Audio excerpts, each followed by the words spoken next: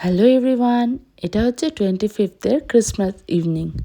সেই দিন সন্ধেবেলায় আমরা সাজুগুজু করে রেডি হয়ে বেরিয়ে পড়েছিলাম চার্চের উদ্দেশ্যে। তো প্রথমেই চলে গেছিলাম চার্চে, আর এই দেখো দেখা হয়ে বাচ্চাগুলোর কি নাচ। যাই হোক, এই নাচানাচি আনন্দ করতে করতে আমরা আস্তে আস্তে ঢুকে গেলাম চার্চের দিকে। আর দেখো কি প্রচণ্ড ভিড়, 25th বলে কথা, ভিড় তো হবেই। যাই হোক, আস্তে আস্তে এই ভিড় ঠেলে লাইন করে এগিয়ে যেতে থাকলাম চার্চের ভিতরের দিকে। আর এই দেখো চার্চের দরজার সামনে মারাত্মক লাইন।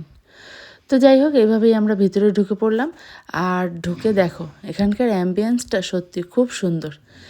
এই দিনে যেন একটা আলাদাই ব্যাপার থাকে।